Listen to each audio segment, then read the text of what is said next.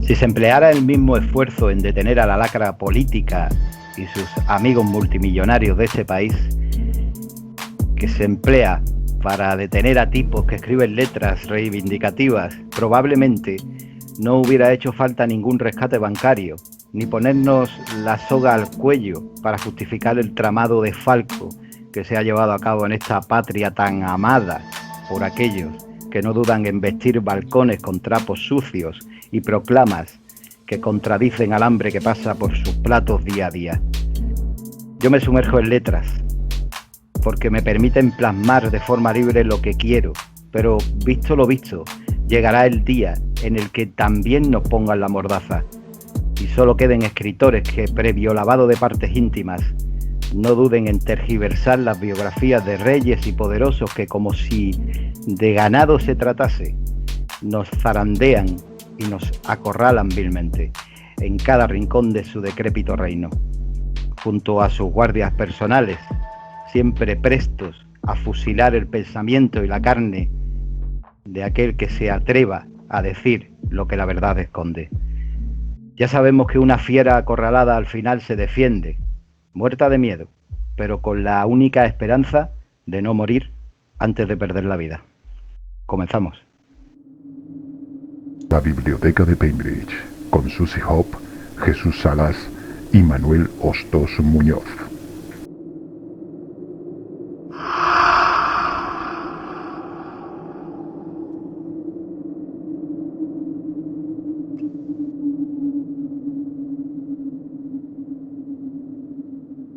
Bienvenidos y bienvenidas a un nuevo programa de la Biblioteca de Pembridge. Hoy vamos a pasar miedo. Hoy vais a asustaros. Así que prepararos. Yo os he avisado. Después no digáis que no he podido dormir esta noche porque he escuchado el programa y tal y cual. Vienen cosas terroríficas. Hoy, aunque pensarais que habíamos olvidado las secciones de misterio de esta biblioteca, no, estamos preparando algo muy fuerte. Y lo vamos a hacer como siempre con Susie Hope. Hola, Susie. Hola, Manuel. Hola. Y Jesús Salas. Hola, Jesús. ¿Cómo va todo, amigo? Pues nada, me ha salido voz como el presentador este de Sapeando.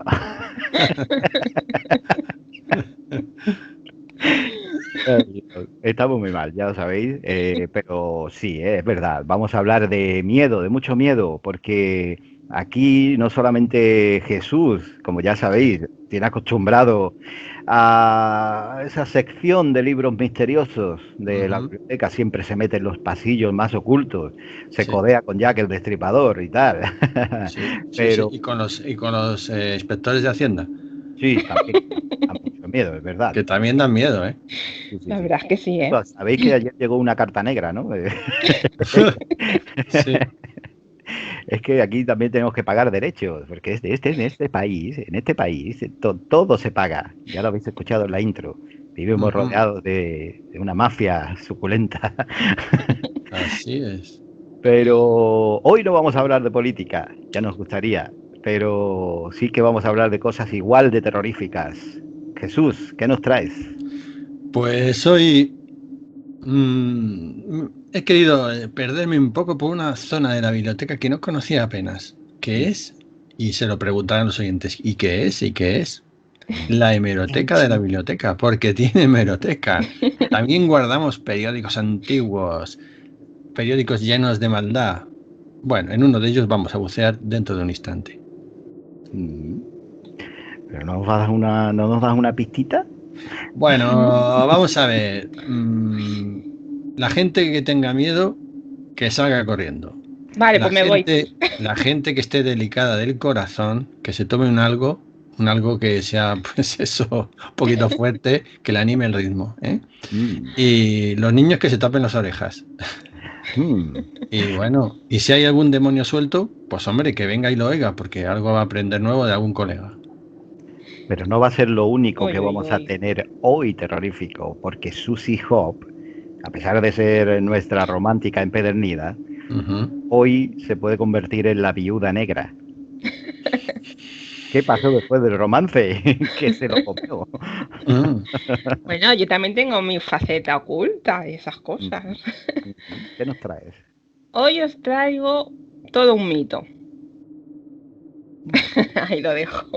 Es tan enigmático. No, hombre, no ¿Os voy a habéis ser dado como cuenta? Jesús. No, yo os traigo a Drácula de Bram Stoker. Buah. Pedazo de obra clásica donde la haya, ¿eh? Sí, y A mí todo lo que conlleva. me encantó meterme en ese diario, porque, bueno, los que conocéis como una especie de diario, me encantó. Sí, sí. Bueno, ¿Y pues, qué os voy a traer yo? ¿Qué os traigo yo? ¿Qué os traigo? Dinos, Manuel, dinos, que no Eh, vivimos. Si Jesús nos trae eso tan aterrador, como ya por otra parte nos tiene acostumbrados, Jesús lo aterrador, Susi Drácula, vamos a hablar de casas encantadas, la casa de los espejos en Cádiz. Joder, genial. Uy, me han Un puesto los poquito pelos de punta. un poquito de música y volvemos ya. Ir preparándoos porque venimos fuertes.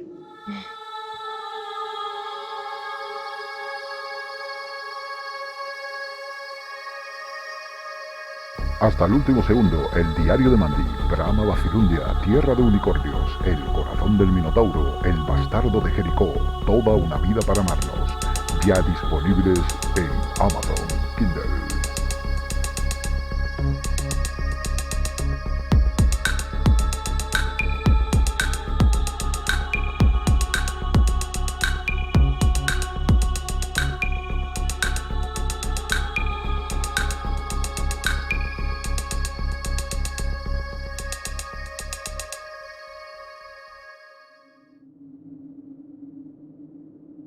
En la Alameda de Cádiz, en una zona cargada de historia y de lujo para vivir, se encuentra una casa sobre la que pesa una leyenda muy oscura.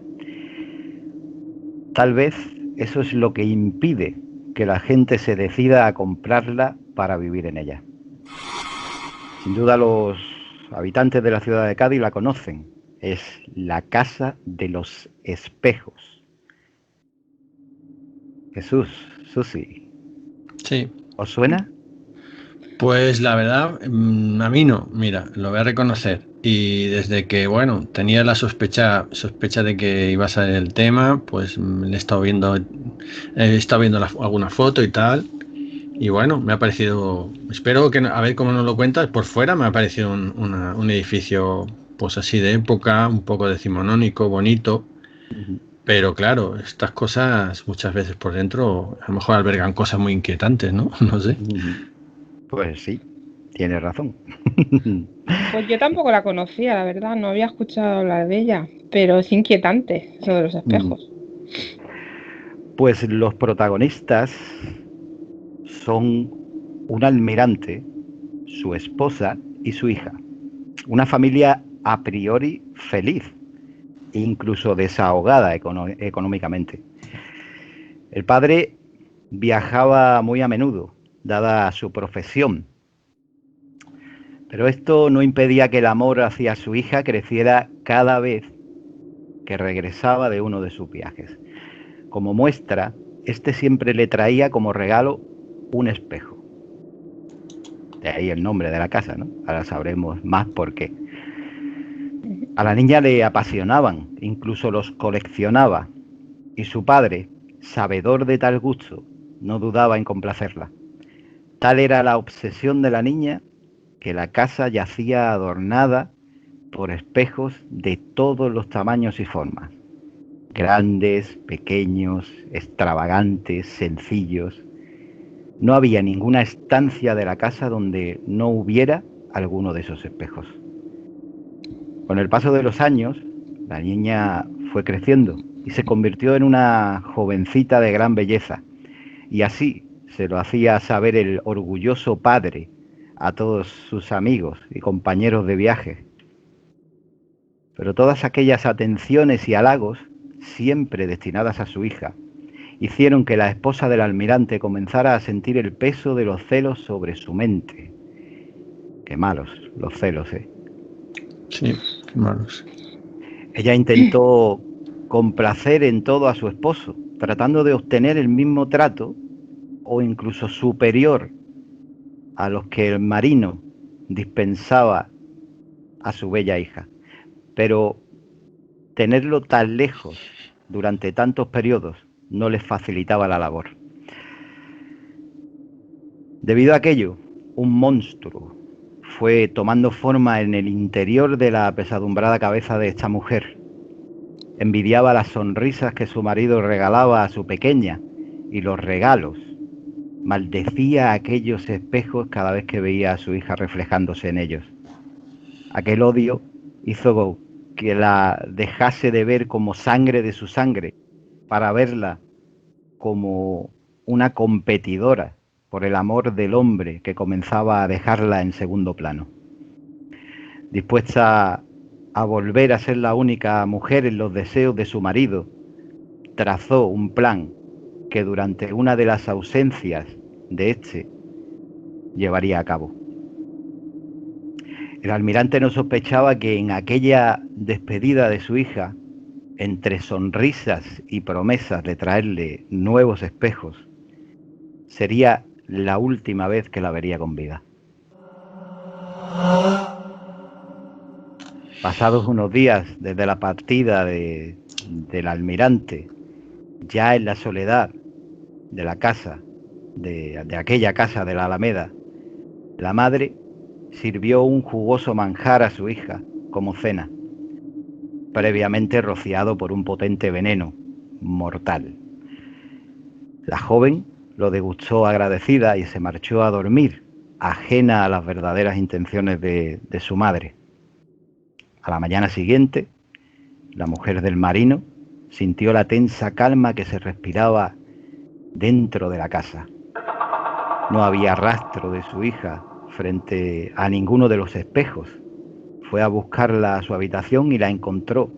La encontró tirada en el suelo, pálida, sin rastro de vida. Una orgullosa sonrisa de tranquilidad se dibujó en el rostro de aquella mujer consumida por el odio y los celos. Pasado un tiempo, el almirante volvió de su último viaje, siempre con la imagen de su bella hija en los pensamientos, y deseando hacerle entrega de nuevos espejos que había encontrado para ella. Cuando su mujer le comunicó la fatal noticia, el hombre se hundió en la tristeza y en el llanto. Su mujer le contó que había caído presa de una enfermedad que ya había dejado muchas muertes en la ciudad de Cádiz, también en los alrededores. El hombre, desolado, decidió no volver a subirse jamás a un barco y dejar así atrás sus viajes. La esposa comenzó a ver convertidos en realidad sus sueños, sin rival, su propia hija, y con su marido en casa, ella volvería a reinar en su corazón. Pero una fría noche, cuentan que el almirante se despertó sobresaltado. La voz de una joven le llamaba. ¿Eres tú, hija mía? Se ilusionó el hombre. ¡Papá! Sonaba en un susurro lejano que se extendía por toda la casa. El hombre, creyendo que estaba siendo presa de los efectos de una pesadilla, dados los momentos tan difíciles que atravesaba, se levantó para aliviar su sed y calmarse. Aquel susurro no cesó. ¡Papá! Le acompañó por los pasillos de la casa, ya sumida en la oscuridad de la madrugada.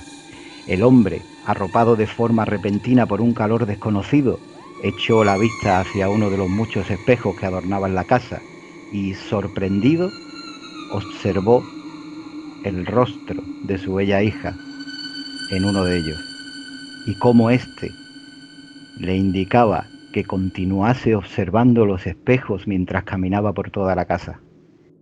El hombre lo hizo. Los reflejos de su hija dieron paso a unas imágenes que le encogieron el corazón. Vio a su esposa preparando la comida que le sirvió a su pequeña en la cena y la vio verter el veneno sobre él. Vio a su hija comerlo y marcharse a dormir. Y cuando llegó a la habitación de su pequeña, en el espejo más grande de toda la casa, la vio agonizando hasta caer al suelo y perder el vivo color de sus mejillas, para quedar con una mirada llena de vacío, con la mirada de la muerte. Aquello que su hija le había revelado no era lo que su esposa le había contado. Corrió hasta el lecho en el que dormía esta y la despertó lleno de rabia. Cuando le contó a su esposa lo que acababa de ver, esta terminó confesando su crimen y sus razones. El hombre, entre la duda de acabar con la vida de aquella persona que le había arrebatado lo más profundo de su vida, lo que más había querido, su hija, consiguió contenerse y la obligó a personarse ante las autoridades para confesar lo que había hecho, logrando así que ésta acabase sus días en la soledad de un calabozo frío y oscuro, asolada por la culpa y los recuerdos de una ira que la habían destruido por completo. El antiguo almirante, una vez vengada la muerte de su hija, no volvió a aquella casa. Nadie volvió a verlo por Cádiz. Y cuenta la leyenda que se marchó en compañía de uno de los espejos que había regalado a su pequeña.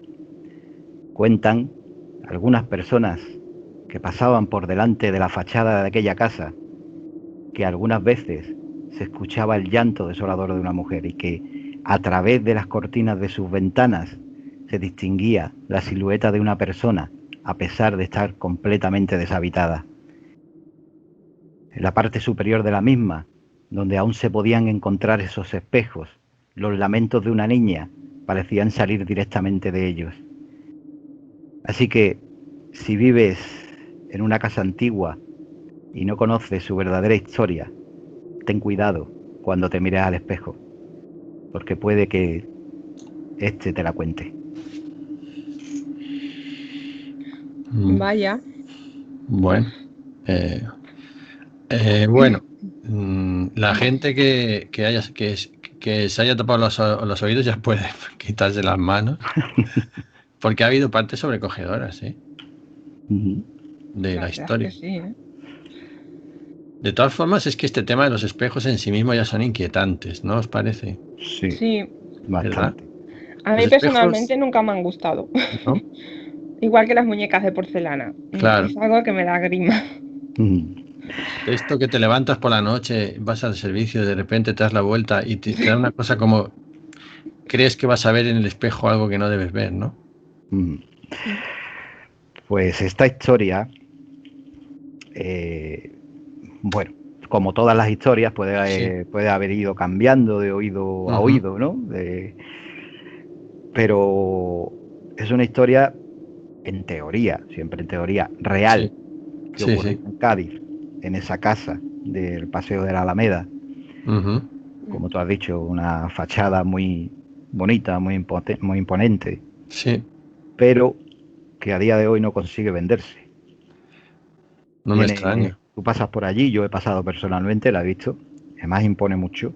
También quizás por conocer un poco esa leyenda, y tiene carteles de se vende puestos en los balcones.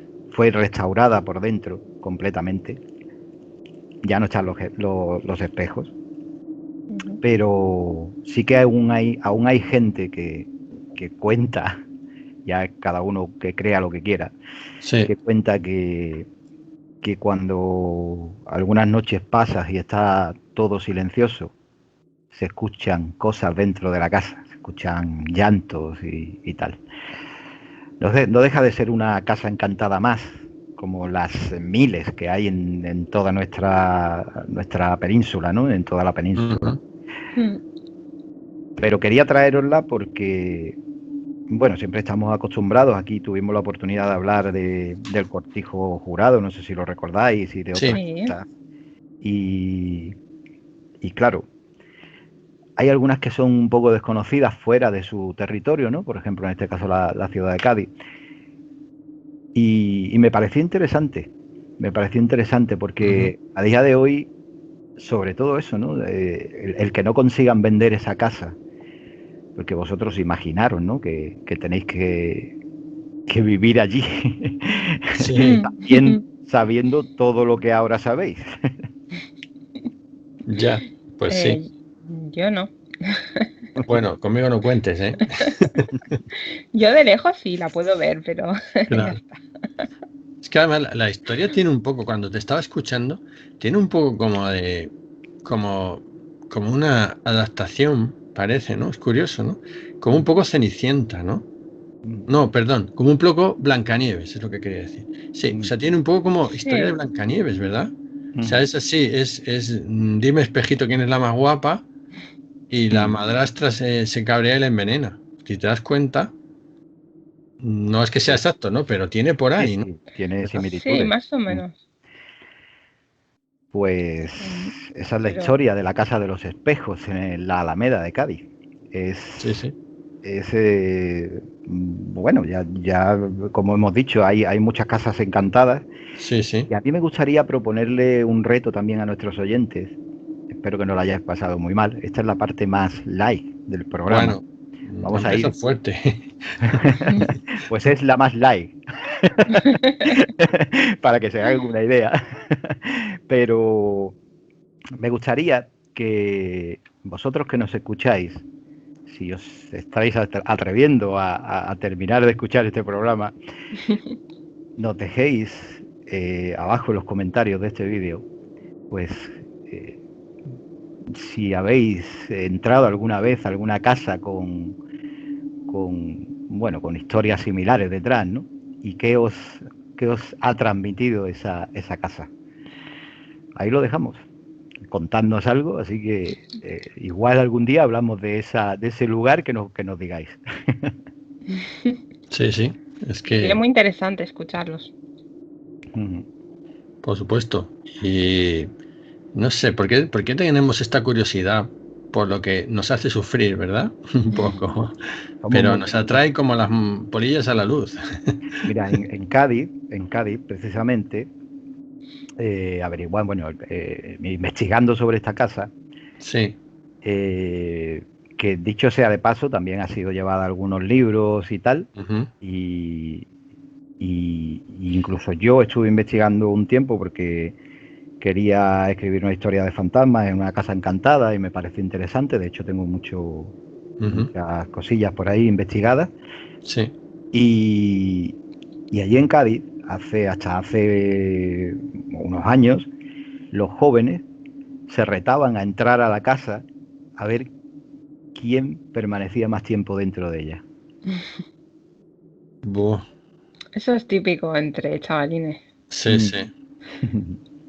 Pero vamos, ya me imagino. No sé, pero es el morbo que da, supongo, de, no sé, de enfrentarte a algo que no puedes ver o, bueno, no sé. Pues sí. Bueno, pues aquí queda la historia de la Casa de los Espejos.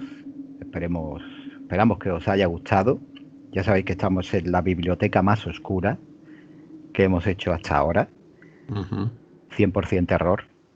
Y ya sabéis, esto continúa. Y vamos a continuar, pues precisamente con lo que después de la pausa musical nos va a traer Susie Hop.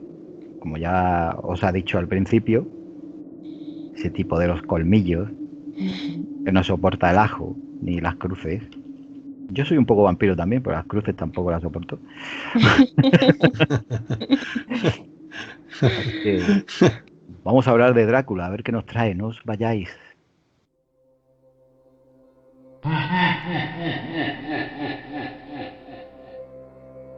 Neopiel, de Juan Antonio Oliva Hostos. Pequeñas cicatrices, de Luisa Ruiz Bueno. Deseo compartido, de Yvonne Vivier. Una cita cada día, de Anis Felici, todos disponibles en Amazon Kindle.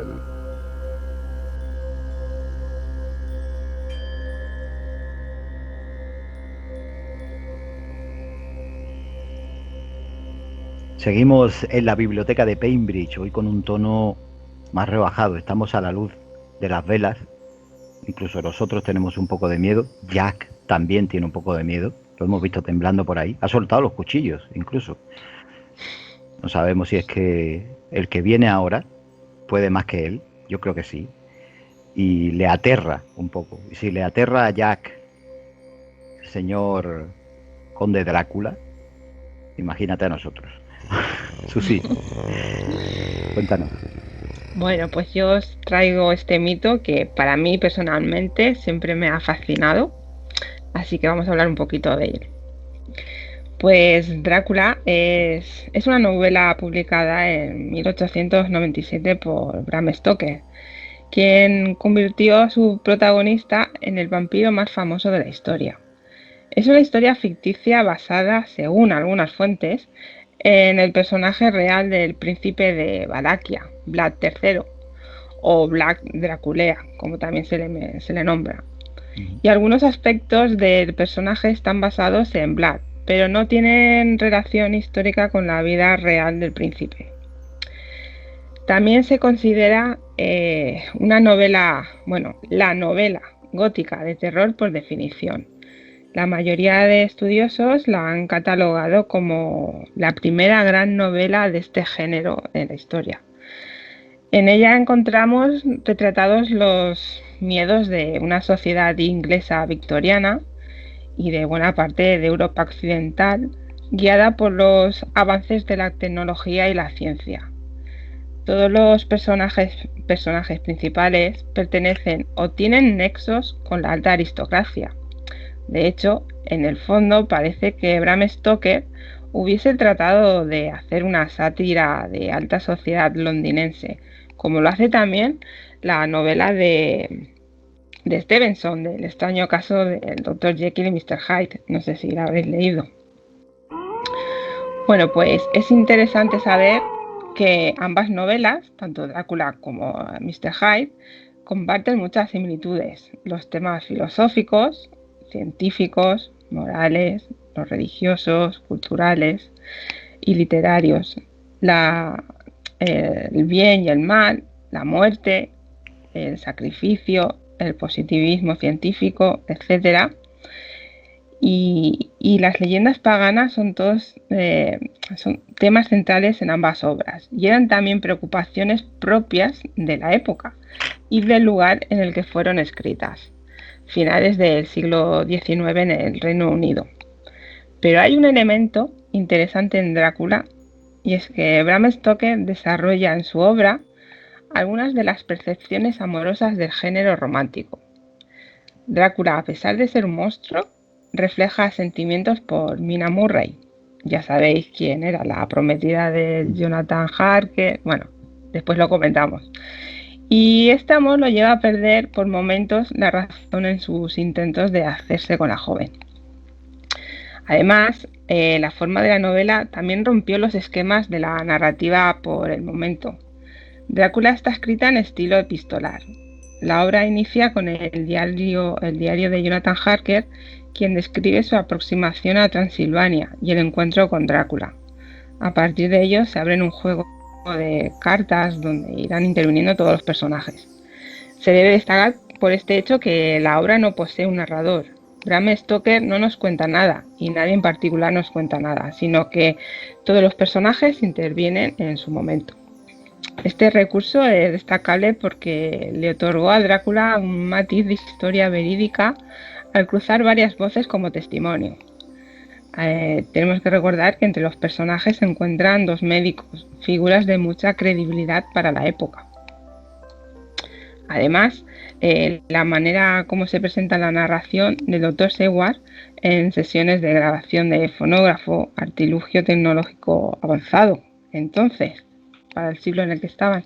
También encontramos recortes de prensa, telegramas, bitácoras de viajes marinos y demás recursos novelísticos, en una total polifonía narrativa. la verdad que fue, digamos, la obra del momento y bueno, ya hasta nuestros días sigue siendo la obra por excelencia de terror, quizá, ¿no? Y luego aparte está las versiones que han hecho cinematográficamente, que hay infinidad de películas, infinidad de series, el tema del vampirismo está, bueno, a la orden del día, por así decirlo. Pero bueno, la película también por excelencia que se pueda mencionar es la de Francis Ford Coppola del 1992, que supongo que habréis visto. Y bueno, y más que nada, pues eso. Si tenéis alguna curiosidad. Hombre, Drácula siempre inspira muchas curiosidades porque y muchas preguntas, porque es uno de los monstruos clásicos de tanto de la literatura como del cine. Sí. Sí. Sí, luego aparte está también lo que cogió Bram Stoker de, bueno, que le puso unas ciertas características, ¿no? Como lo de que no podía ver la luz del sol, como que se tenían que poner ajos y crucifijos para detenerlo, más o menos, que no podía viajar si no era enterrado en su propia tierra natal y cosas así, ¿no? Específicas. Sí, luego llegó Stephanie Meyer y se cargó todo el mito del vampiro. Pero bueno, me dio un empujón, sí. Ahí me has matado ya. Sí. A ver, yo ahí es que no, eso no me entra a mí. No brillan los vampiros, no brillan. No brillan. Cuando veas un vampiro, corre, porque te va a chupar la sangre. No se va a enamorar de ti, ¿no? Sí, se ha pasado, bueno, yo creo que se ha pasado del vampiro terrible al vampiro un poco romántico, ¿no? Claro. ¿No? A ver, que no deja de ser romántico el personaje, porque en sí estaba enamorado de la prometida de Jonathan y era su amor, bueno, de la prometida, que le recordaba a su amor verdadero. Entonces, claro, no deja de ser el amor. Pero que no brilla, vamos, no brilla. Pero sí, fijaros si Bram Stoker reviviera y fuera al cine y viera una película como Blade, ¿qué pensaría? Vaya. O sea, yo, vamos, creo que se quedaría flipado en lo que da de sí su personaje. Sí. Es que hay tantas series y tantas películas, es que muchísimo. Es una pasada, ¿eh? Sí. Es que, bueno, la primera que se hizo fue Nosferatu, en 1922. Sí. O sea, imaginaros desde entonces. Claro, aquello entonces era en blanco y negro y nada que ver con los efectos de ahora, que dice. No. Aquello sí que daba miedo entonces. Aparte que me acuerdo yo de Nosferatu, que bueno, no me acuerdo de que yo iba al cine a verlo, no creáis que soy tan viejo, pero que la gente es así de mala. No, pero me acuerdo de haber visto imágenes en reposición, ¿no? Y tal, en televisión de Nosferatu, y es que me llamaba la atención porque en vez de los colmillos tenía los paletos afilados. No sé si os habéis dado cuenta. El que si no os habéis fijado, pues oye, os invito a que lo veáis en, por ejemplo, en YouTube o en que veáis alguna imagen. Y es que no tenía colmillos. Yo creo que pues no se le ocurrió al tío al que hace la película, que no sé quién es. Será uno de estos, o Freelance, uno de estos héroes del cine antiguo, ¿no? Claro, no tenía mucha idea entonces. Claro, pues él como no había visto a ningún vampiro, pues me imagino, ni nada de nada, y en la novela no se define del todo. Claro. ¿Cuáles son los dientes mordedores, no? Pues él se imagina, dice, bueno, pues los paletos. Claro, después, yo creo un poco con el rollo de las serpientes que tienen colmillos y todos los animales, oye, lo que tiene afilados son los colmillos, pues sale el protagonista de cine de turno ya sale con los colmillos, ¿no? Claro, luego ya se ha ido modernizando. Un poco, ¿no? Sí, pero bueno. Es un mito que yo creo que desapareceremos nosotros en el planeta y seguirá estando. Sí, yo creo que sí, ¿eh? ¿Creéis que la película de Francis Ford Coppola, Drácula de Bram Stoker, es realmente tan fiel a la obra como dice mucha gente, tanta gente. Bueno, yo pienso, si me permites, que, vamos a ver, depende de quién lo vea. Yo te digo porque yo tengo algunos conocidos y cuando estuve en Turquía, como soy así metepatas, pues lo estuve comentando, ¿sabes? Y para los turcos, Vlad, el emperador, pues era Drácula, era un asesino. Para ellos es el asesino más grande que existió, ¿sabes?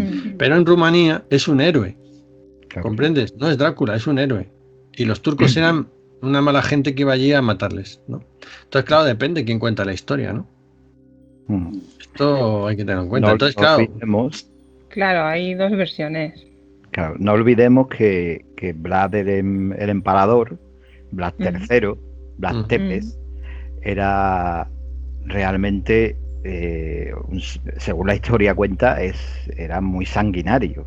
Ya. Sí. Y la leyenda de lo de que bebía sangre y todo el tema, pues se debe a que empalaba a los otomanos, ¿puede ser? Sí, para los turcos. Los otomanos. Era el Imperio Otomano, que estaba expansionándose por Europa.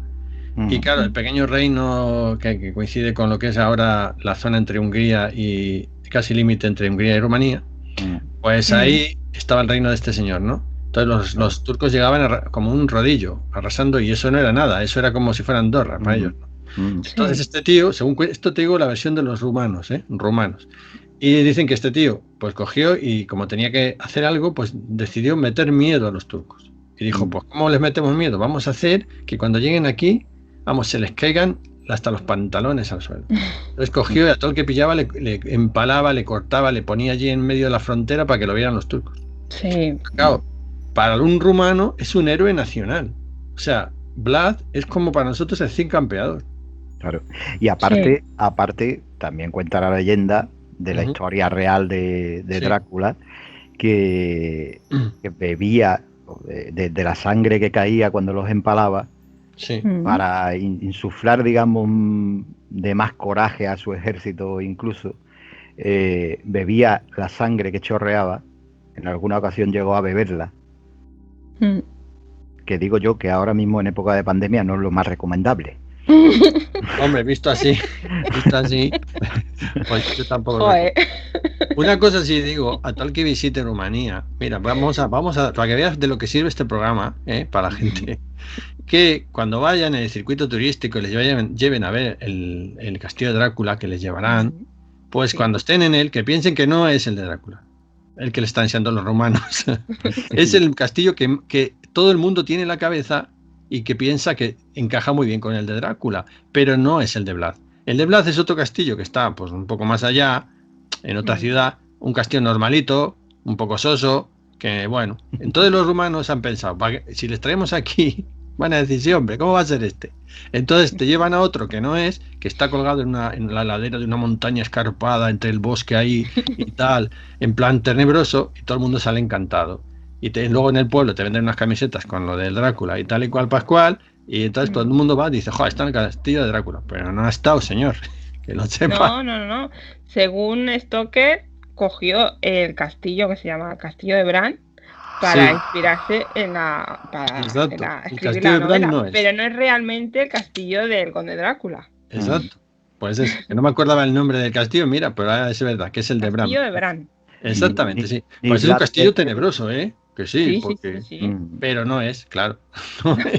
No es el auténtico. Entonces, pues no es. Ni creáis que Vlad Tepes tampoco tenía poderes para convertirse en murciélago, pues no, ni fuerzas humanas, ni nada de eso, No. Es ficción, aunque haya una leyenda y es ficción. Sí. No iba por esto que era un tipo muy retorcido, O sea, que un día, si tenemos tiempo, hablamos más de él, porque es muy interesante.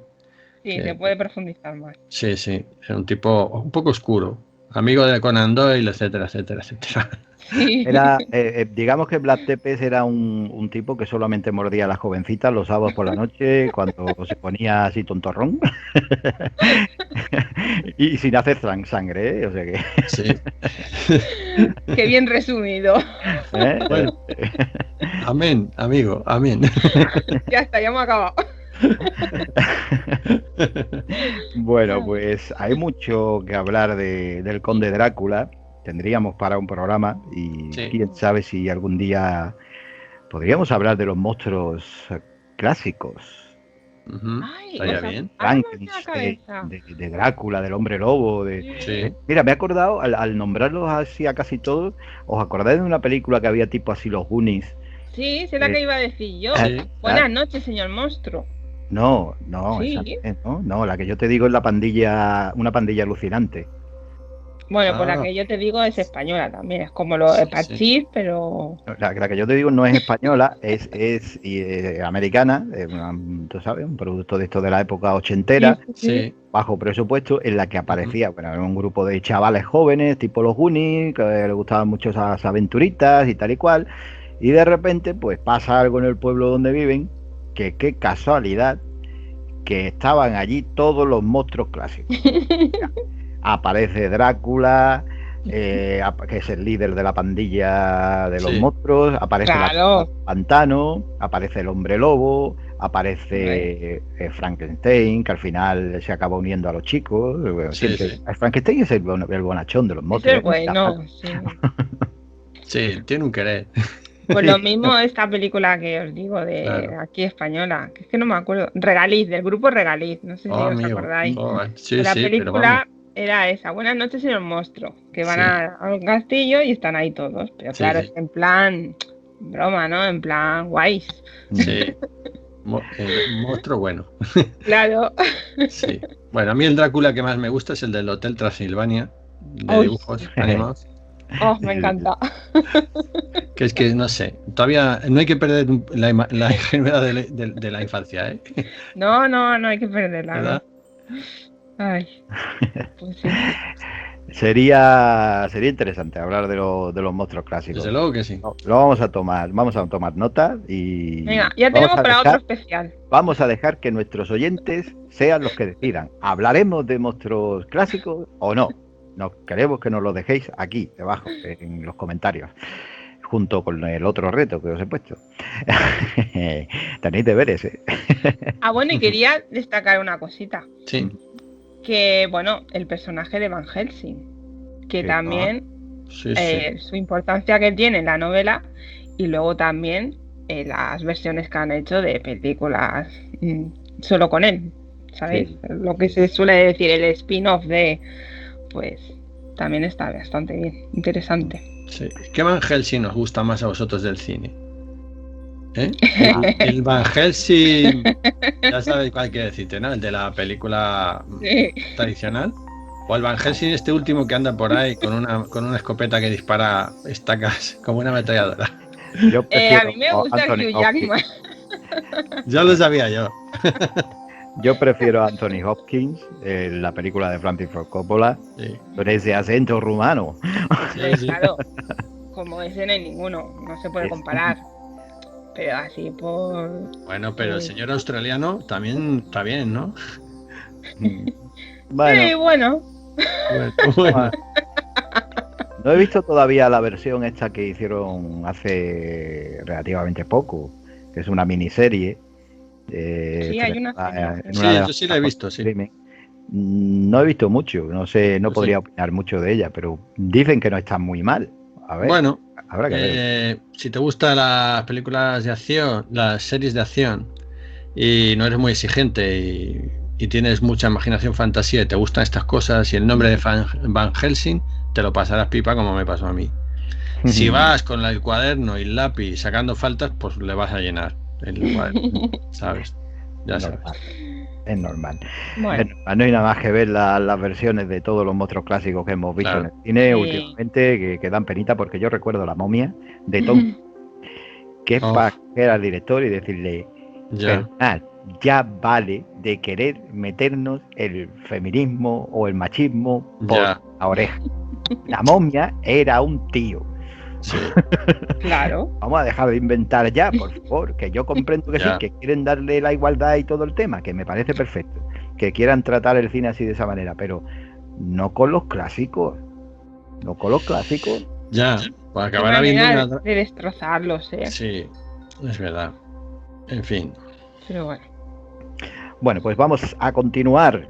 Hemos hablado de La Casa de los Espejos, esa historia intrigante, oscura, de esa casa gaditana. Hemos hablado de Drácula, ese personaje que creo que ya poca gente hay que no lo conoce. Quien no se ha tomado un par de copas con el amigo Vlad. En todo el mundo. Y vamos a continuar porque ya sabéis que este programa está dedicado íntegramente al terror. ¿Tenéis miedo? Pues prepararos porque viene Jesús Salas. No os vayáis. La Biblioteca de Bainbridge, con Susie Hop, Jesús Salas y Manuel Hostos Muñoz. Tierra de Unicornios, de Jesús Salas y Lourdes Delgado. Toda una vida para amarnos, de Susie Hop. Bainbridge, biología hasta el último segundo, de Manuel Hostos Muñoz. Todos disponibles en Amazon Kindle.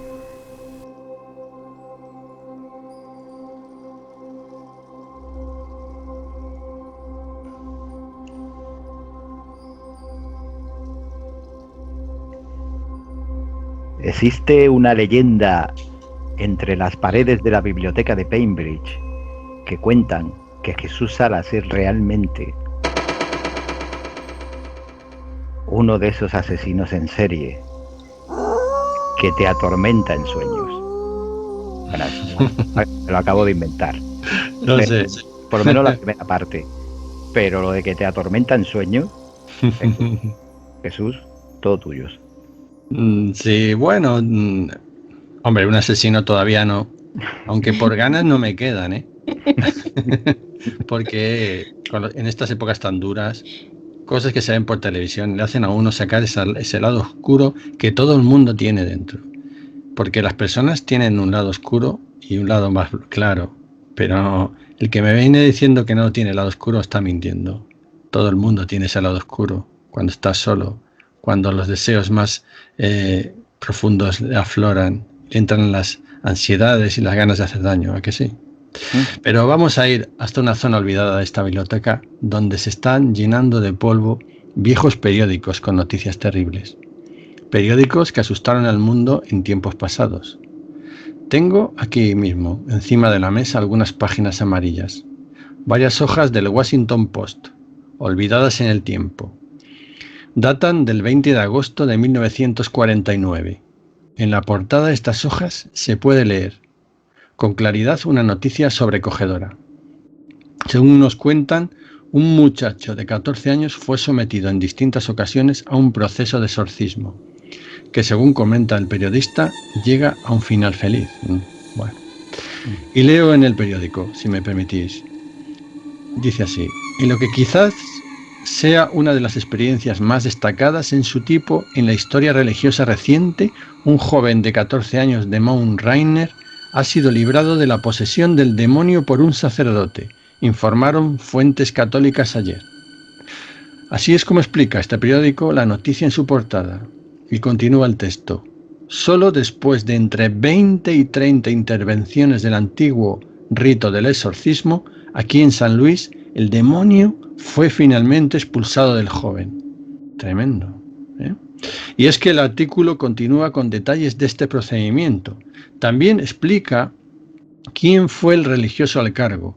Según nos cuenta el periodista que se llamaba Bill Brinkley. El sacerdote estuvo junto al joven durante varios meses y dice, según nos comenta en el periódico, lo estoy leyendo literal, en todas las etapas excepto las 3 últimas, o sea, estuvo con el adolescente que al final estalló en un ataque de alaridos, insultos y gritos de frases en latín que el propio sacerdote desconocía cuando el sacerdote alcanzó el punto culmen del ritual al decir: en nombre del Padre, del Hijo y del Espíritu Santo, yo expulso al demonio que está en ti. Esto es lo que agrega la nota en el periódico. Y las autoridades eclesiásticas, bueno, al final ocultaron la identidad del joven, que se le empezó a conocer en el caso bajo el seudónimo de Roland Doe. que es un apellido que se suele poner a las personas sin apellido o desaparecidas en Estados Unidos. Pero sigamos investigando en otras hojas que tengo aquí también del periódico. Vamos a ir viéndolas, ¿no? Aquí hay una información más de este terrible caso que, según podemos leer en las noticias, son noticias de los días siguientes. Dice que el adolescente comenzó a dar muestras de comportamientos extraños a partir de la muerte de una mujer de su familia que se dedicaba al espiritismo. Qué casualidad, ¿no? O sea, bueno, o es casualidad o es causa, ¿no? Ahora lo veremos, ¿no? Dicen que escuchaba ruidos a todas horas en la casa, que caminaba por ella de noche y tenía distintos ataques que incluían gritos terribles y llantos desconsolados. Entonces la familia, según nos cuenta el periódico, desesperada, contactó con varios médicos, como hubiéramos hecho todos, ¿no? Con especialistas, pero ninguno de ellos pudo darle ningún diagnóstico ni explicación de lo que le sucedía al pobre muchacho.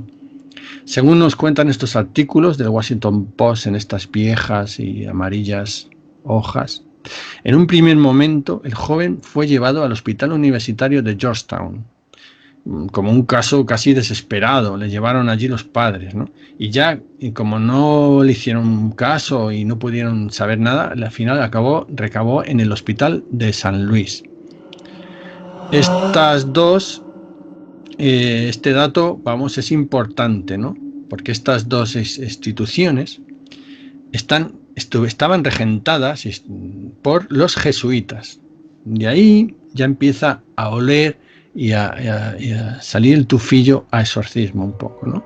Según nos explica el diario, que finalmente ambos hospitales, y según informa el sacerdote a cargo de la intervención, que esto lo cuenta el propio sacerdote, dice que no fueron capaces de curar al niño por ningún medio natural, ¿no? Ninguno. Y yo, cuando leo esto, me inquieto, ¿no? ¿Qué son los medios naturales, no? ¿Qué son los medios naturales? ¿Por qué dicen esto, no? Y dice que dice el periódico, se centra en lo que fue pues un auténtico exorcismo. Dice que así lo dice, este otro periódico que tengo aquí, que un sacerdote jesuita de alrededor de 50 años realizó un exorcismo mediante plegarias continuas en una muestra de su total devoción. Así lo califica, de su total devoción, como protegiéndole un poco, ¿no? Pues suena como si el propio sacerdote estaba aterrorizado, si hasta el propio periodista estaba aterrorizado. Según parece, este religioso estuvo 2 meses junto al pobre muchacho sin dejarlo un solo instante. Le acompañaba durante todas las horas de visitas que estaba en el hospital, porque no hay que olvidar que era un hospital jesuita, y allí el sacerdote le evaluaba y empezó a planear, porque se encontraba, yo creo que incluso hasta desconcertado, ¿no? A planear cuándo sería el mejor momento para iniciar las sesiones del ritual que quería aplicar. Y para ello, el sacerdote prácticamente, dicen, se quedó a vivir después en la casa del joven, O sea que allí permanecía en su casa junto a él día y noche, investigando, analizando su conducta, observándole. Así nos cuenta el periódico, ¿no? Que esto estoy comentando. Y durante la sesión del ritual del exorcismo, pues las reacciones del adolescente, pues ya os he contado, eran terribles. O sea, que es que llegaba a insultar al sacerdote, hablaba en latín, se mostraba terriblemente enfadado, súper irritable, hasta que, bueno, pues la historia se va desarrollando y, según cuentan, ahí no sé si es que esto se quiso tapar un poco o es la verdad, no lo sé, pero en las últimas etapas del rito, pues el niño parece que empezó a descansar y se quedó quieto y, bueno, pues según parece todo acabó, ¿no? Y según leo aquí, dice, fue desde ese momento en que estos comportamientos extraños cesaron, ¿no? Explica el periodista. Y de esta forma termina la posesión demoníaca.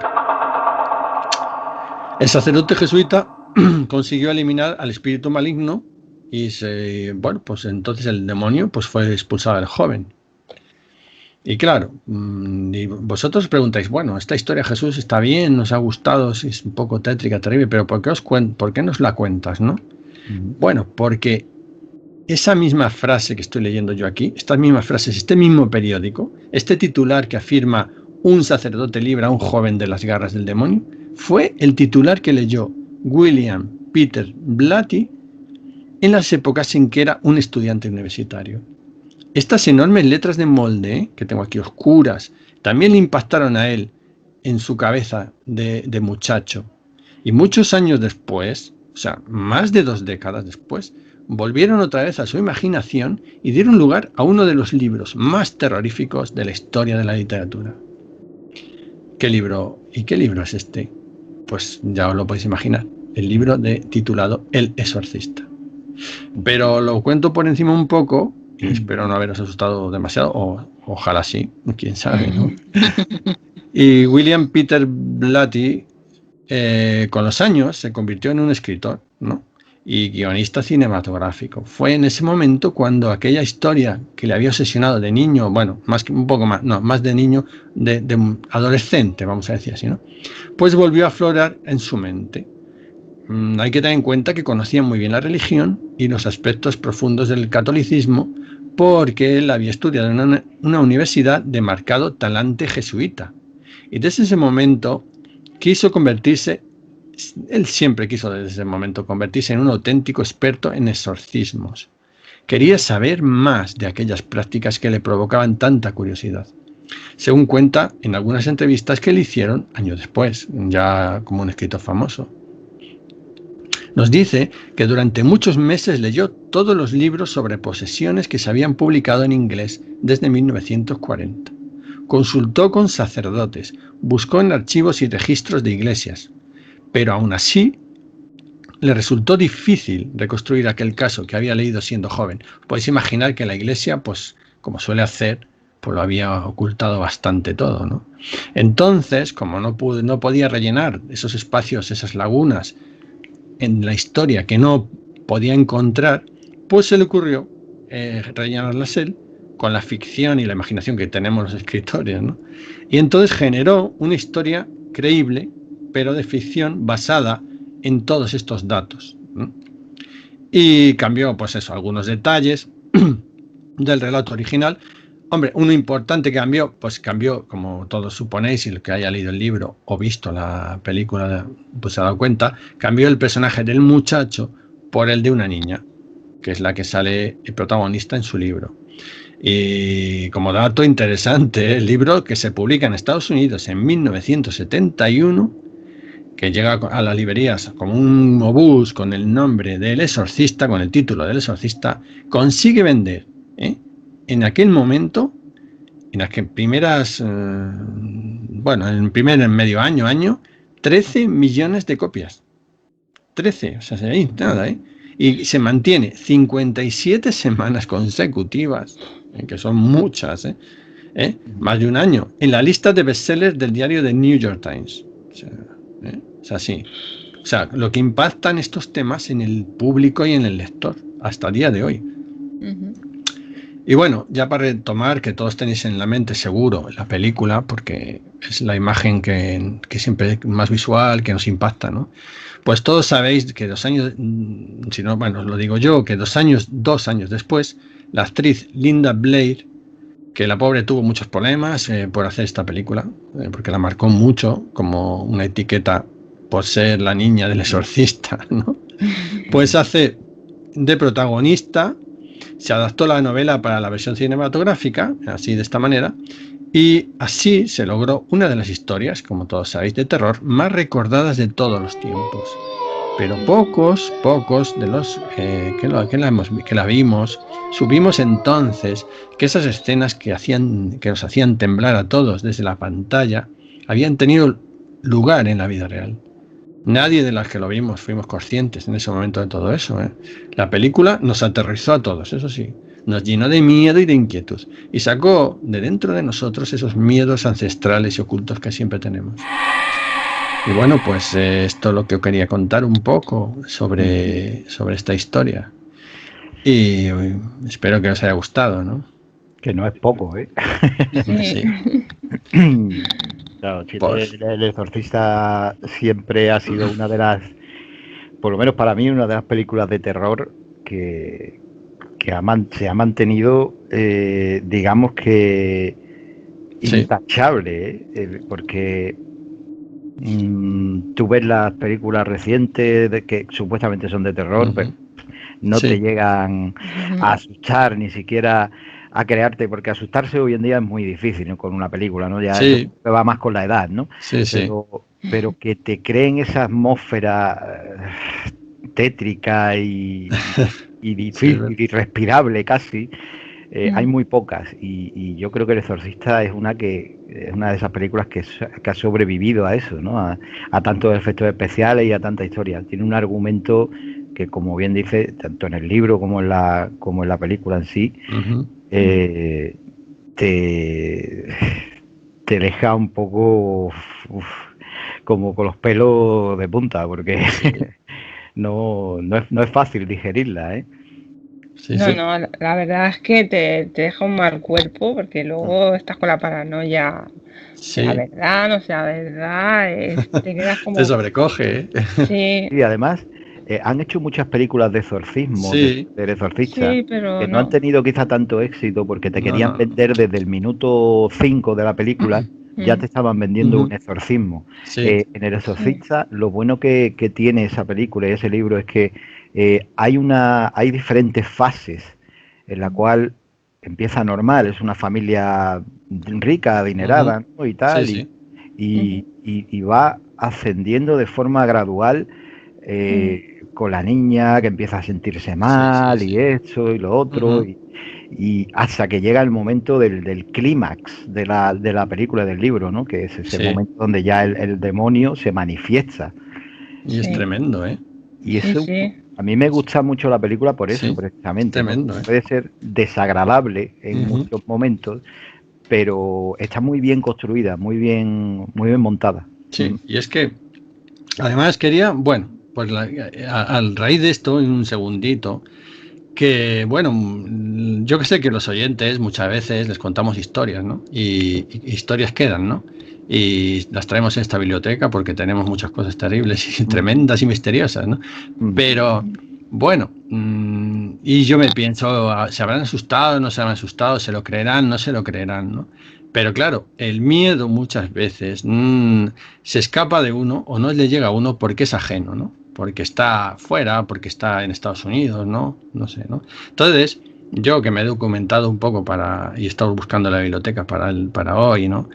Pues he encontrado, y le tengo en la mano, porque mira, aquí están las hojas pasando, ¿no? Un libro de conjuros y exorcismos. O sea, para que un libro de conjuros de exorcismos que se titula La práctica de conjurar, que se imprimió en Madrid en 1721. Bueno, este libro, el que tengo es un facsímil, no es un original.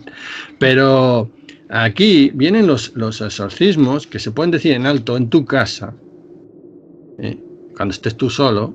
Pues si te crees que eres una mujer valiente, pues coge el libro y decirles en alto. Y entonces sentirás lo que sintió un poco este cura o este sacerdote o esta sensación, ¿no? Porque es, claro, verlo es ajeno, pero tenerlo, sentir que es una realidad, ¿no?